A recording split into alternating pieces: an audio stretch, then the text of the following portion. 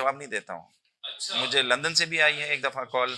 हमारे जो अखराजात हैं वो सालाना तकरीबन पौने 2 हाँ, मफादात हैं, मकासद हैं। ये लोग नहीं चाहते हैं कि अवामी नुमाइंदगी हो, अमन कायम हो। अमन कायम होगा तो इनकी दुकानें नहीं चलेंगी। ईदी साहब जो है वो अज़ीम इंसान थे और मैं एवरेज इंसान हूँ। अच्छा सर, एक कॉमन एक क्वेश्चन होता है लोगों के जहन में कि अगर कोई वेलफेयर का वो है, वेलफेयर है किसी का, कोई फाउंडेशन है, तो वो इस वजह से बनाई गई है कि अपने अखराजात भी पूरे हों और चलो मदद भी कर लेंगे। तो आपके अपने घर के अखराजात वो कहाँ से पूरे होते हैं? और जब कराची के बहुत ज़्यादा हालात ख़राब थे उन दिनों में भी जो है वो ईदी साहब ने कभी इनको रिस्पॉन्स नहीं दिया। अच्छा सर, आज जो जागीरदारी निज़ाम बन गया है हमारे कल्चर में, वो जागीरदारी निज़ाम हर जगह है, सिर्फ देहात में नहीं है, अंदरून सिंध। वो जागीरदारी निज़ाम आपको असेंबलियों में भी मिलेगा, पॉलिटिक्स में भी मिलेगा। तो ये जो जागीरदारी निज़ाम है, ये आप क्या समझते हैं कि किन वजूहात पे ये निज़ाम हम पर ताइन हुआ है और इसको किस तरह बदला जा सकता है? मैंने 1-2 दफ़ा मैंने वोट देने की कोशिश की, तो मैं जब भी गया तो मेरा वोट पहले से ही डला हुआ था। पाकिस्तान में इंतखाबी जो सिस्टम है वो बहुत ज़्यादा सवालिया निशान के साथ है। ये शफ़ाफ़ नहीं। तो सर ये क्यों होते हैं? अगर देखें फॉर सपोज एक छोटा सा मसला होता है तो एजेंसीज पहुंच जाती हैं, और अगर मैं इसको और खुलेआम एक बात कहूं तो काली गाड़ियां आ जाती हैं। तो ये एजुकेशन फॉर रिच ओनली हो गया आज का। अगर ये स्लोगन करेंगे education is only for rich. सियासतदानों को मैं रिक्वेस्ट ही कर सकता हूँ कि वो हेल्थ और एजुकेशन पे ध्यान दें। हमारे इदारों को तबाही और बर्बादी के दहाने पे खड़ा कर दिया है इन्होंने।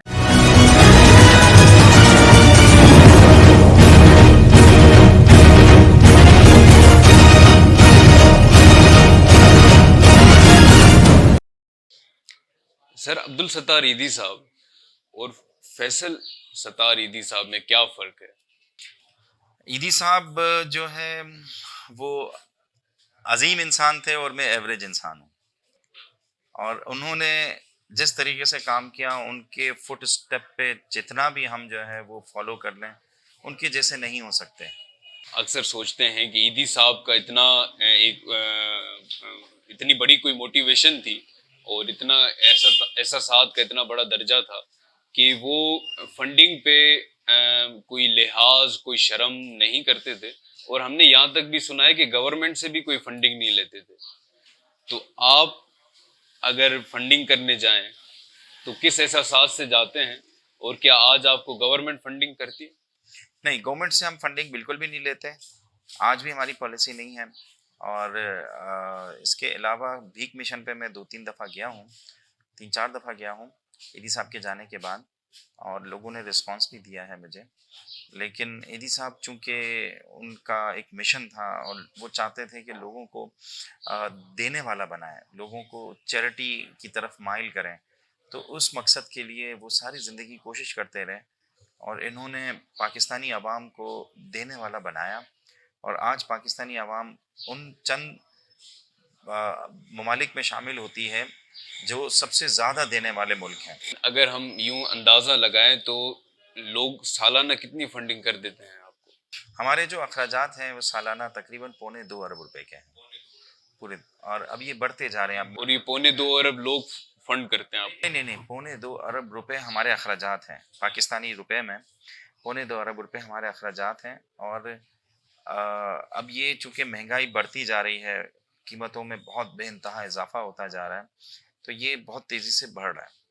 और जो है और लोगों की जो क़ुव्वत ख़रीद है या जो देने की क़ुव्वत है, वो कम होती जा रही है। क्योंकि हमारी जो सोसाइटी है इस वक़्त जो है वो मुश्किल का शिकार है माशी तौर पे। तो इससे निकलने में मुमकिन है हमें शायद तो थोड़ा-सा टाइम लग जाए, लेकिन ये एक मुश्किल घड़ी का वक़्त है। ये मतलब मुश्किल घड़ी है, ये भी उम्मीद है कि जो है वो कुछ अरसे में निकल जाएगी। इंशाल्लाह। अच्छा सर, एक हमने वाकया सुना था कि ईदी साहब को कुछ रॉबर्स लूटने आए थे, तो उन्होंने कहा कि यार यही वो इंसान है जो हमें कफन पहनाएंगे, तो वो कहकर चले गए थे। हाँ, ये किसी मैयत को शिफ्ट करने जा रहे थे रास्ते में, इनको रोक लिया जो है वो डाकुओं ने। तो उनमें से किसी रात का वक़्त था, तो किसी एक ने जो है उनको पहचान लिया और फिर उनको पैसे भी जो लूटे थे वो भी दे दिए, अपने ही तरफ से भी पैसे दे दिए और माफ़ी मांगी और वो चले, मतलब उनको छोड़ दिया। तो सर आपको कभी एक्सटॉर्शन कॉल आई भत्ते? भत्ते की कॉलें तो आती हैं, मैं जवाब नहीं देता हूँ। अच्छा। मुझे लंदन से भी आई है एक दफ़ा कॉल, और हाँ, लंदन से 3 करोड़ रुपए की जो है वो कॉल आई थी। एक मारूफ़ शख्सियत है कराची की, उन्होंने मुझे फ़ोन किया था। नाम मैं नहीं लूँगा, तनाज़ा होगा। हाँ, वो दुनिया समझदार। एक दफ़ा जो है वो फिर ये मुख्तलिफ़ इलाकों से फ़ोनें आते थे। मैंने कभी उनको जवाब ही नहीं दिया, अहमियत ही नहीं दी। लेकिन लंदन वालों से मेरी बात हुई, 2-3 दफ़ा बात हुई और माज़रत की, मैंने कहा हमारे पास इस तरह हम किसी को नहीं दे सकते पैसा। तो ये कब से आ रही हैं कॉल्स? अब तो नहीं आ रही, बस 2-3 दफ़ा ही आई इस तरह। 2-3 दफ़ा आई। तो कभी आपको लगा कि एनीवेयर कुछ भी हो सकता है, एनीथिंग? नहीं, हमें लोग ज़्यादा तंग नहीं करते हैं, समझ जाते हैं। अच्छा सर, आज एडी साहब के ज़माने में भी वो होता था, और जब कराची के बहुत ज़्यादा हालात ख़राब थे, उन दिनों में भी जो है वो एडी साहब ने कभी इनको रिस्पॉन्स नहीं दिया। तो कोई इश्यू नहीं हुआ। अच्छा सर, एक कॉमन एक क्वेश्चन होता है लोगों के ज़हन में कि अगर कोई वेलफेयर का वो है, वेलफेयर है किसी का, कोई फाउंडेशन है, तो वो इस वजह से बनाई गई है कि अपने अखराजात भी पूरे हों और चलो मदद भी कर लेंगे। तो आपके अपने घर के अखराजात वो कहाँ से पूरे होते हैं? हमारी प्रॉपर्टीज़ हैं, वहाँ से किराया आता है, तो उससे जो है वो हमारे घर के अखराजात होते हैं। यूके में ईदी साहब को 1999 में एक अवार्ड मिला था, 2000 में। उसमें $1 मिलियन ईदी साहब को मिले थे, तो हमने 3 प्रॉपर्टियाँ खरीद ली थी उससे। तो उसका किराया जो हमें आता है ना, वो हम हमारी ज़रूरत से ज़्यादा होता है, तो हम बाँटते भी हैं, चैरिटी भी करते हैं उससे, और हमारे घर के अखराजात इतने ज़्यादा नहीं हैं, हमारा घर भी छोटा है, अखराजात भी कम हैं, तो कोई इश्यू नहीं होता। अच्छा सर, आज जो जागीरदारी निज़ाम बन गया है हमारे कल्चर में, वो जागीरदारी निज़ाम हर जगह है, सिर्फ देहात में नहीं है, अंदरूनी सिंध। वो जागीरदारी निज़ाम आपको असेंबलियों में भी मिलेगा, पॉलिटिक्स में भी मिलेगा।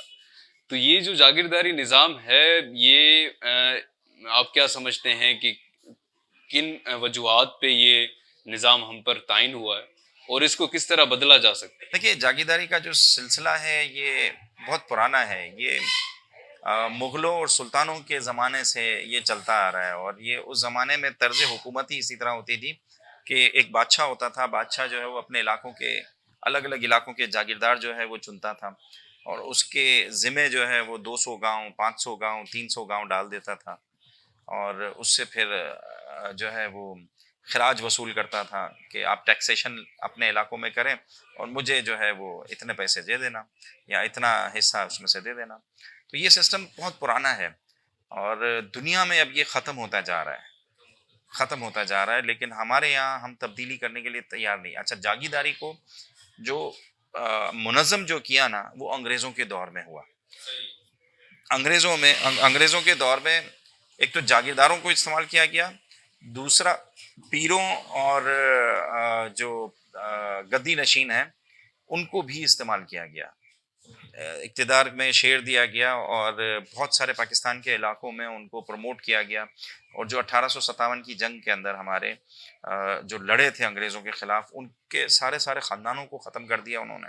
उनसे सारी गद्दी जो थी, दरगाहों के जो इख्तियारात थे, वो सारे छीन लिए, और अपनी मर्ज़ी के लोगों को इन्होंने बिठाया जो इनके वफ़ादार थे, जो इन्होंने गद्दारियाँ की थी, साज़िशें की थीं। अंग्रेज़ों ने उनको बिठाया, और आज तक ये लोग काबिज़ हैं, बैठे हुए हैं, और वही सिलसिला आज भी पाकिस्तान में कायम दायम है।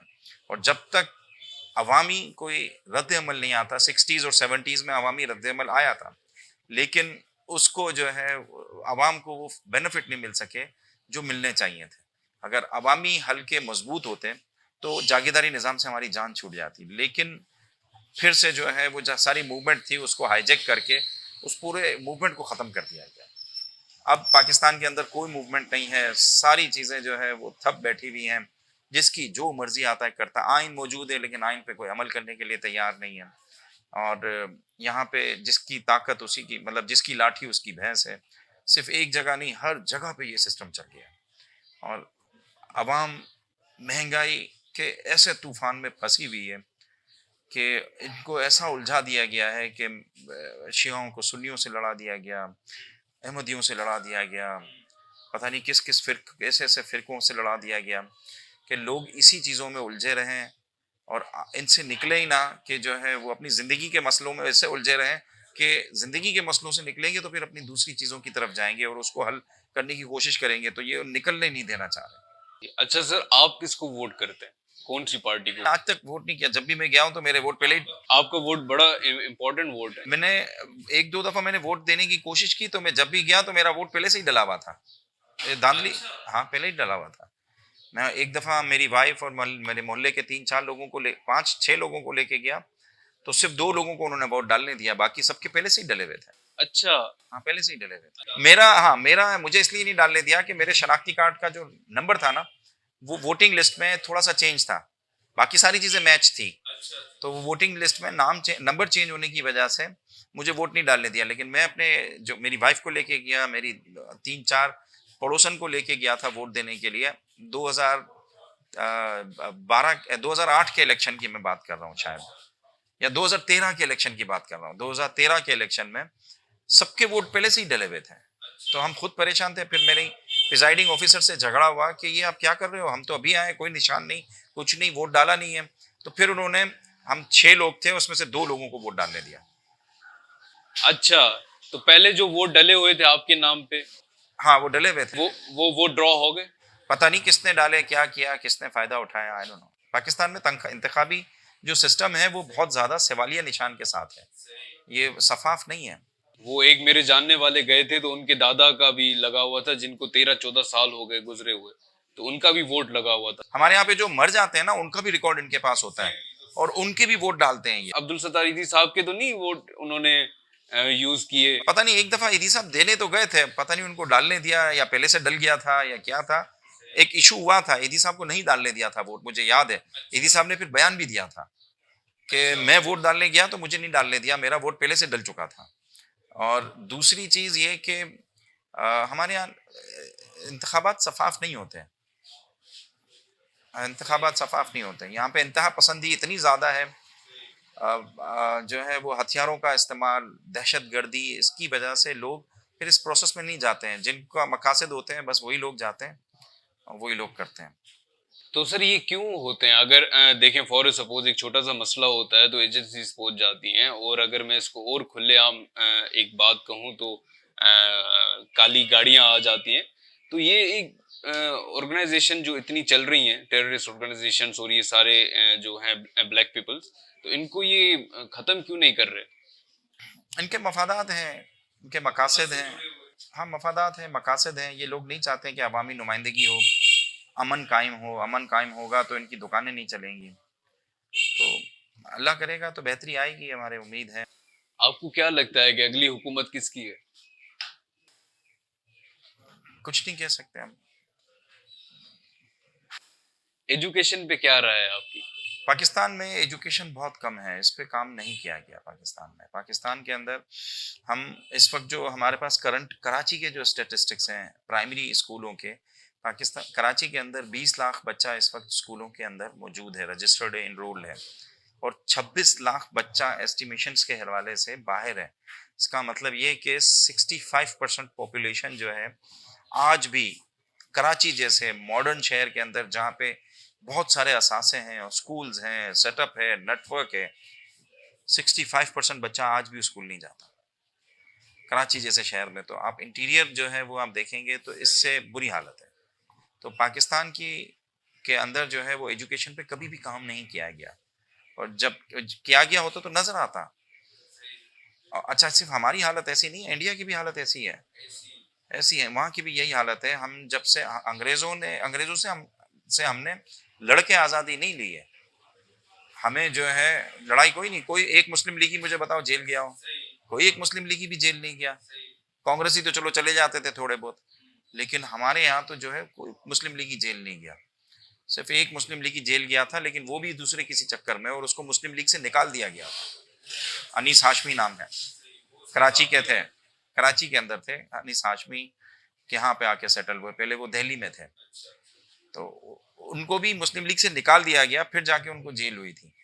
तो सर ये एजुकेशन का सिस्टम अगर ईदी जिम्मेदारी ले सकता है एजुकेशन की? नहीं, एक किसी फर्द का काम नहीं है। यहाँ पे तो ये जो है वो सोशल बड़ी रिस्पॉन्सिबिलिटी है। ये तो आपको पॉलिटिकल पार्टीज़ जो हैं वो आपकी इंटरेस्टेड हो तो ही चल सकता है, लेकिन किसी पॉलिटिकल पार्टी का जो तरजीहात है उसमें एजुकेशन बिल्कुल नहीं है। और क्या कर सकते हैं? तो ये एजुकेशन फॉर रिच ओनली हो गया आज का, अगर ये स्लोगन करेंगे education is only for rich, हाँ, only can who can afford. Who can afford. तो अफोर्ड की जो फीसेस हैं वो 40,000 से तो शुरू होती हैं, अगर अच्छे कैम्ब्रिज स्कूल में अगर जाएं। छोटे जो स्कूल हैं उनकी भी अब 2,000 3,000, अब 15,000 की तनख्वाह वाला, 20,000 की तनख्वाह वाला जो है, मुझे नहीं लगता कि अपने बच्चों को एजुकेट कर सकें। और सरकारी सेटअप, एक वक्त होता था कि 60s तक 70s तक हमारे यहाँ सरकारी स्कूल बहुत अच्छे थे। मेजॉरिटी बच्चे सरकारी स्कूलों में जाते थे और फ्री एजुकेशन थी और टॉप निकलते थे। और आज भी पाकिस्तान के बड़े बड़े लोग जो हैं, जो पोजीशनों पे बैठे हुए हैं और नाम कर रहे हैं पूरी दुनिया में पाकिस्तान का, वो सरकारी स्कूलों के पढ़े हुए हैं। आज वो पूरा सेटअप तबाह कर दिया गया है।